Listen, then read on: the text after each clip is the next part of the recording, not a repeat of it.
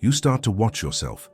Every thought, every gesture, every emotion becomes a field to analyze. It feels like awareness, but the one observing is still chasing control. Subtly, the mind learns the language of consciousness and hides behind it, pretending to be presence. You think you're free because you no longer react, yet your stillness is managed by effort. The watcher becomes another mask, a silent narrator policing every breath.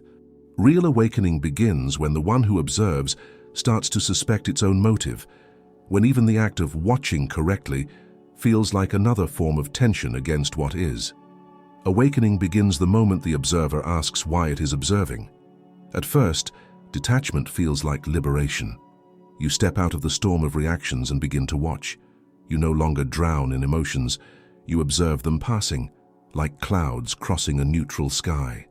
Yet something subtle begins to take shape inside that quiet space, a voice that starts describing what it sees, labeling every movement of the mind, every pulse of sensation. It congratulates itself for noticing. It whispers, "Look how aware I am." And without realizing it, the same mind that once shouted now whispers through a polished mask of stillness. This is the illusion of the witness, the ego reinvented as an observer. It trades noise for commentary, emotion for analysis, and attachment for spiritual performance. The raw current of life is still filtered through identity, but now that identity is refined, fluent in the vocabulary of awakening. It can quote sages and explain silence, but it cannot live it. It wants to be enlightened, and that want itself creates the new prison. The watcher becomes an actor who never leaves the stage, forever narrating his own awakening. The problem is not observation itself. Observation, in its essence, is neutral. It reveals rather than resists. But when the observer carries the unconscious intention to achieve something through watching, the act becomes contamination. You look at anger, hoping it will dissolve. You watch fear, wishing it will subside. You scan thoughts with the secret hope of finding peace. The observation ceases to be pure. It becomes a strategy for control. What you call awareness is still negotiation with life, an attempt to bargain with reality for relief. The spiritual ego thrives on subtle control. It doesn't shout, "I know." It murmurs, "I see." But that small phrase hides possession. I see. The self still claims ownership of perception. The center has not dissolved. It has only shifted from a reactive self to a reflective one. Now the ego wears robes of discernment and calls itself presence. It speaks in calm tones, but behind its calmness lies a calculation. How can I stay conscious? How can I maintain peace? How can I appear unattached? The observer becomes a manager of experience, curating reality rather than meeting it. True observation carries no goal. It allows joy to rise and dissolve without naming it. It lets confusion breathe without analysis. But the ego observer cannot do that. It feels useless if it isn't improving something. It monitors every feeling as if guarding a sacred gate, believing that discipline equals depth. What it fears most is surrender, because surrender would mean losing the last position of control, the one who watches. There's a kind of exhaustion that arises when you've been observing too long from behind that invisible glass. You start to sense the distance between you and life. You can talk about awareness for hours, yet feel strangely numb, untouched by the raw pulse of existence. The mind says you are calm, but the body knows you are disconnected. This numbness is not peace, it's suppression disguised as clarity. The observer has become an anesthetic. If you look closely, you'll see that the observer is addicted to meaning. It wants to translate every sensation into insight, every experience into data for spiritual growth. But the more it explains, the less it feels. Explanation is the ego's last defense against direct contact with the mystery. It's safer to interpret than to dissolve. And so the witness becomes a philosopher of its own life, always articulating, never dissolving. The paradox deepens. The more self-aware the observer becomes, the more it reinforces itself. I am aware of being aware, it says, building layers of reflection that only strengthen separation. This recursion feels like transcendence, but functions as armor. The spiritual ego would rather orbit around consciousness than fall into it, because falling means death to the one who observes. The witness is terrified of becoming what it sees, for that would end its role as the one who knows. Real awakening demands a kind of blindness, not ignorance, but the surrender of the need to categorize what is seen. It's the difference between standing before fire and measuring its heat. The first burns you alive, the second keeps you safe behind numbers. The observer prefers numbers. It calls them understanding. But understanding is not transformation, it's distance disguised as mastery. When awareness becomes commentary, when stillness becomes self-congratulation, the awakening process freezes. You are no longer inside the movement of consciousness. You are editing it. The energy that once flowed freely through attention now bends back upon itself, trapped in evaluation. It's like a river that begins to analyze its own current instead of running to the sea. It stops moving, not because the source dried up, but because it became fascinated with itself. Notice how quickly the observer claims authorship of peace. I found calm. That phrase alone reveals the trap. The moment peace becomes mine, it stops being peace and turns into possession. The witness cannot own what it perceives without separating itself from it. And in that separation lies the root of all inner division, the very opposite of awakening. To see this illusion does not require rejection of the observer. It requires transparency. Let the observing happen, but without the I that takes credit. Awareness does not need a narrator. The sky does not need a name to be blue. When the commentary falls silent, life reclaims its voice, not as words, but as vibration, unfiltered, immediate, whole. As long as there is someone watching, there is no unity, only a point of view. When this sentence is not just understood but felt, the witness begins to dissolve. Not through effort, but through the quiet recognition that even the most enlightened observer is still a mask. And the moment the mask is seen, it no longer needs to be worn. Observation is never neutral when desire hides beneath it. The very act of watching bends the fabric of what is being watched. In physics, this is called the observer effect. Energy behaves differently when it knows it's being measured. The same dynamic plays out in consciousness. When attention carries the faintest trace of expectation, the inner field reorganizes around that need. What seems like spiritual vigilance is often energetic manipulation. The seeker believes they are simply witnessing, but they are in fact sculpting reality through the vibration of control. You can feel this distortion in small everyday ways. You sit in silence intending to just observe your thoughts, but a subtle impatience begins to pulse under the surface. You want to see progress, you want calm, you want the mind to stop. That want sends a frequency through the field, a signal that says, something here must be fixed. Instantly, the neutrality collapses. Observation becomes surveillance. You are no longer with what is. You are trying to manage it. The space of awareness tightens around the object of your focus, shaping it according to your preference. The field of consciousness is exquisitely sensitive. Every intention, no matter how quiet, leaves a signature. Watching your sadness because you want it to dissolve is not the same as allowing sadness to reveal its nature. One is interference, the other is surrender. When you watch with the agenda of healing, you are still saying to life, you are not enough as you are. The moment that judgment arises, the frequency of distortion begins. It's like observing water while stirring it. You cannot see its true clarity because your own hand keeps the surface trembling. This mechanism explains why many seekers experience alternating waves of clarity and confusion. They think the fluctuations mean they are losing awareness, but what's actually happening is energetic recoil. The mind pushes the field toward control. The field resists, coherence collapses, and then stillness returns only when exhaustion silences the effort.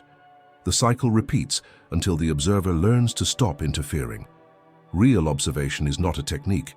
It's an unguarded openness in which the field aligns itself without command. Control wears many disguises. Sometimes it looks like discipline, other times like discernment. You tell yourself you are staying conscious, but beneath that phrase hides the fear of chaos. You believe that if you stop monitoring the mind, it will drag you back into ignorance. That belief feeds the constant tension of self-surveillance. The observer becomes a security system, scanning for unconscious movements, always alert, never free. But awakening is not vigilance, it is rest in the unmonitored.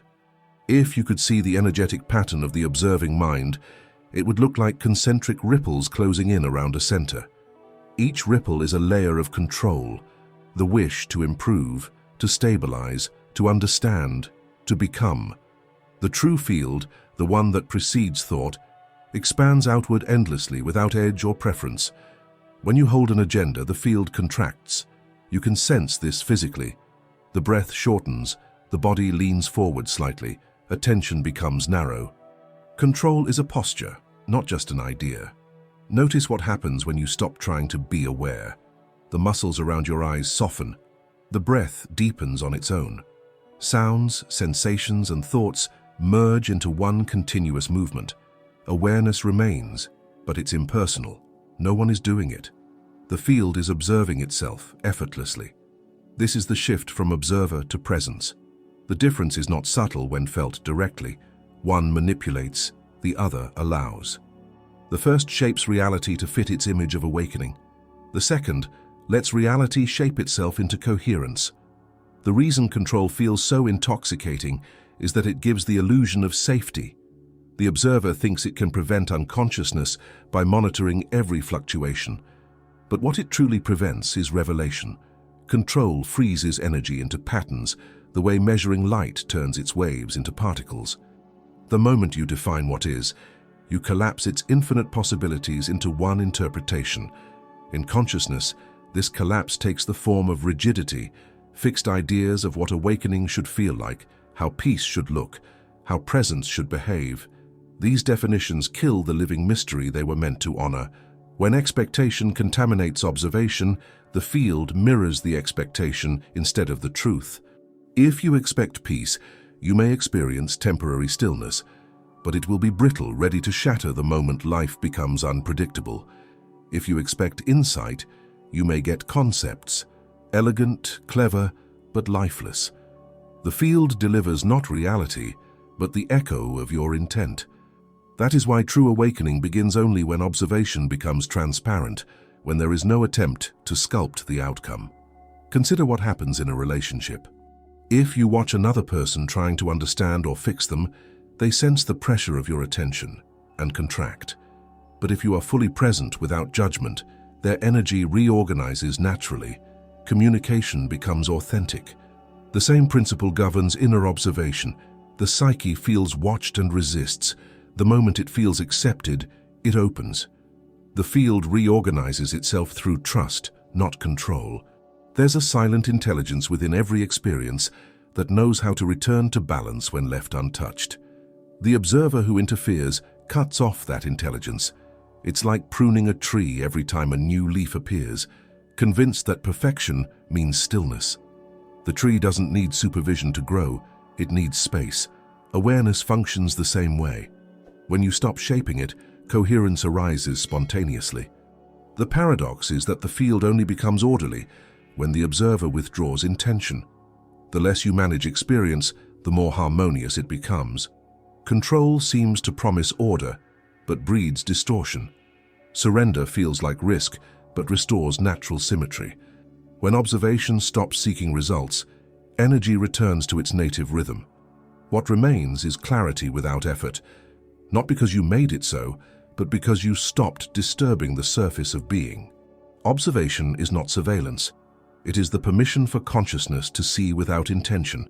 To live from this truth is to discover that the universe never required your supervision. The moment you cease to manage reality, reality manages itself through you. The field doesn't need your watchful eye, it needs your transparency. And when that transparency appears, everything falls quietly into place, not as achievement, but as recognition of what was never broken to begin with. There is a stillness that doesn't belong to observation, a silence untouched by the effort to remain conscious. It exists before the watcher awakens, before the mind learns to call itself aware. It cannot be practiced, repeated, or improved. It simply is, the unmoving background of all perception. Most seekers never reach this place because they mistake the activity of noticing for the depth of being. They think presence is built through attention, when in truth attention dissolves inside presence. When the mind observes, something always stands apart from life. There is the observer and the observed, a subtle distance between what sees and what is seen. That gap is the birthplace of effort, and effort is the signature of separation. Presence, on the other hand, has no distance to cross. It does not look. It is. It doesn't register sensations. It becomes them. It doesn't analyze the flow of thought. It's the space in which thought flickers and fades without consequence. You may have tasted this in rare moments, the instant before naming a sunset, the breath held between laughter and tears, the pause in which existence simply shines without your permission. That is not observation, that is reality recognizing itself. The mind calls it bliss or void or unity, but these are echoes of language bouncing off something vast and wordless. The presence that does not observe cannot be remembered, because memory requires a witness. It can only be lived now, with no one doing the living. The shift into this state is not achieved through concentration. It happens when concentration exhausts itself, when even the desire to be aware falls away. At first, this feels like losing control, as if the light of consciousness is dimming. In truth, it's expanding beyond the narrow beam of focus. The observer's light is directional, always pointed at an object. Presence is spherical. It illuminates everything at once, without preference. When the spotlight fades, the entire horizon appears. What remains in this openness is not emptiness, but fullness, a density of being so complete it doesn't need to announce itself. The body relaxes into a rhythm older than thought. Breathing happens by itself. Senses unfold without supervision.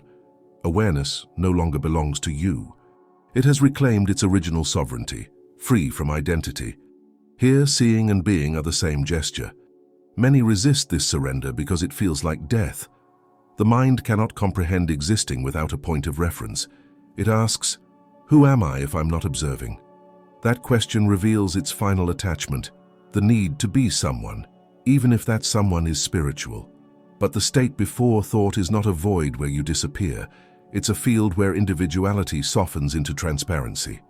You remain, but as silence remains after a bell stops ringing, no longer distinct yet undeniably present. In this silence, there is intelligence, not the analytic kind, but an intrinsic knowing. Actions arise spontaneously, words form without rehearsal, compassion moves without intention. It's as if life starts breathing through you rather than being managed by you. The difference is total. The observer tries to orchestrate harmony. Presence is harmony. One manipulates the rhythm, the other is the rhythm itself. If you pay attention from this dimensionless depth, you'll notice that perception flows in all directions simultaneously. There is no center anymore. The boundary between inside and outside blurs until it loses meaning. Sounds, thoughts, and sensations no longer belong to anyone. They are movements of the same infinite body. The world stops being something you look at and becomes what you are. Still, the mind will try to reclaim the throne. It will whisper, I'm being so present right now. That is your cue to smile inwardly and let the phrase dissolve. No correction is needed, no rejection either. Presence does not argue with the mind, it includes it. Every thought that arises inside this vastness is like a spark inside the sun, instantly absorbed. Awareness no longer stands guard at the gate of thought. It lets everything enter and leave untouched. Living from this space changes the quality of attention entirely. You no longer watch life to understand it. You live it so completely that understanding becomes irrelevant. Clarity is no longer something gained through analysis, but revealed through intimacy with the real. Even confusion becomes part of clarity because there is no division left between knower and known. The field of experience breathes as one organism, effortless, coherent, awake. To abide here is not an achievement. It's the natural resting place of consciousness once the observer has retired. No mantra, technique, or insight can summon it, because summoning implies distance. It's discovered only in the quiet aftermath of surrender, when everything that wanted to awaken finally gives up. What remains is the ordinary miracle of existence perceiving itself. The true vision appears when the observer disappears. If you can feel a quiet recognition of this truth, not as a concept but as a vibration in your chest, that is the doorway. You don't have to walk through it. You only need to stop standing in front of it. The presence that does not observe is already watching through your eyes, already listening through your ears, already breathing as you. Now, let this reflection settle. Take a slow breath, and from that stillness write in the comments a single sentence that describes what presence without an observer feels like to you. Not an explanation, not an idea, just the texture of it, as if you were painting silence with words. When the observer dissolves, something astonishing takes place. Reality begins to move in perfect coherence without your supervision. It is as if existence was waiting for you to stop looking at it through the lens of improvement so that it could finally breathe. The field reorganizes itself not because you made it so, but because your transparency no longer distorts its rhythm. What once seemed chaotic starts revealing an intricate intelligence. The mind calls this synchronicity, but in truth, it is simply the natural order returning after the tension of control has fallen away. This reordering is not mystical, it is mechanical in its precision. Energy always seeks coherence. The moment resistance drops, it flows toward balance. What we call miracles are nothing more than the restoration of this original harmony. When presence becomes transparent, it stops interrupting that process. The body heals faster, communication softens, decisions arise with clarity. The field begins to self-correct, not because it obeys you, but because you have stopped interfering with its design. Imagine a lake that has been stirred for years by the stick of your analysis. Every intention, every effort to manage your inner weather has created ripples across its surface. The moment the hand withdraws, the water settles by itself. Stillness is not something you achieve, it is what remains when interference ends. The same principle applies to consciousness. The mind never had to build peace, it only had to stop disturbing it. Transparency of perception is the purest form of alignment. It is not detachment. Detachment still carries the tension of standing apart. Transparency is intimacy without ownership. When you see through the veil of self-reference, what you once called the world begins to look back through your own eyes. The boundary between you and life evaporates. You no longer observe the tree, you are the tree's awareness of itself. You no longer analyze the silence, you are its resonance. From this clarity, doing becomes effortless. You move without premeditation, guided not by preference, but by resonance. Choices arise not as logical conclusions, but as natural extensions of coherence. The inner and the outer synchronize without the friction of decision-making. This is what ancient mystics described as being carried by the Tao, or walking in grace. There is no supernatural force involved, only the precision of a system functioning without distortion. In this state, even thought regains its rightful place. The mind no longer leads, it follows the current of direct knowing. When a thought appears, it does not claim authority. It serves the movement of the field. Ideas surface like ripples of intelligence, completing themselves before fading back into silence. Creativity, insight, intuition, all emerge spontaneously when the observer no longer filters experience through expectation. What we call inspiration is the echo of a coherent field expressing itself through a transparent channel. The field also adjusts relationships. When your gaze is transparent, people stop feeling watched and start feeling seen. There is no agenda in your presence, no subtle demand for them to change or fit your image of peace. The absence of pressure allows their energy to reorganize naturally. Without knowing why, they relax in your company. It's not personal magnetism, it's resonance. The coherence of one field stabilizes another. This is how transformation spreads, not through teaching but through transparency. This self-reordering extends into time. When the observer no longer interferes, the perception of sequence softens. Past and future lose their grip because they were constructs maintained by mental observation. What remains is immediacy, the unfolding of experience as one seamless event. You might still use a calendar, make plans, or recall memories, but the weight of linearity is gone. Everything happens now, even what you once called later. The field arranges itself with astonishing precision, aligning events in ways the mind could never predict. The practical side of this truth is equally profound. When you stop trying to manifest outcomes, the most suitable possibilities begin to appear on their own. It's not that your desires are magically fulfilled, rather, your energy becomes available for what truly matches your vibration of openness. The universe doesn't respond to words or intentions, it responds to coherence. A transparent gaze is the highest coherence there is. It sends no conflicting signals, so reality reflects it perfectly. This reflection is not an achievement to protect. The moment you try to maintain it, distortion begins again. Transparency cannot be preserved because it has no form. The instant it becomes something you have, it vanishes. Its constancy lies in its invisibility. It's always there, as the background of all movement. The more you notice it, the more it hides, because noticing implies an observer. Only by being nothing can you remain aligned with everything. When life starts moving effortlessly through you, it's tempting to claim authorship.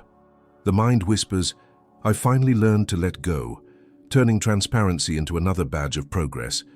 But even this thought dissolves quickly in the quiet rhythm of coherence. The transparent gaze does not care about its own purity. It has no interest in being aware of itself. It functions like light. It illuminates but never sees its own radiance. In this clarity, peace is not an experience, but an environment. It surrounds every motion, fills every silence, saturates even conflict with stillness. The universe does not need to be observed to remain balanced. It balances itself through presence alone. You are not its guardian, nor its architect. You are its clear window. When perception becomes transparent, the whole of creation moves through you, unfiltered, precise, luminous, free.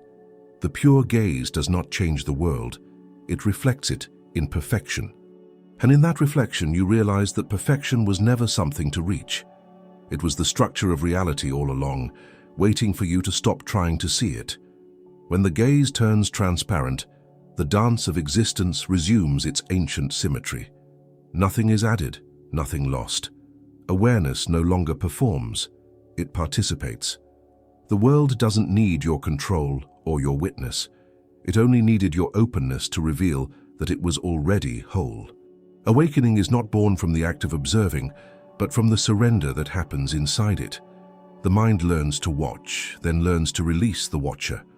When even the desire to be aware fades, presence reclaims its natural brilliance. Consciousness does not awaken because it observes. It awakens when the gaze becomes transparent, free of effort, free of self. What remains is the quiet realization that existence has always been whole, waiting for you to stop trying to perfect it. If this reflection resonated with you, like the video and write "The gaze is clear" in the comments, so I know you reached the end. And if you want to keep exploring these depths, subscribe for more journeys like this one.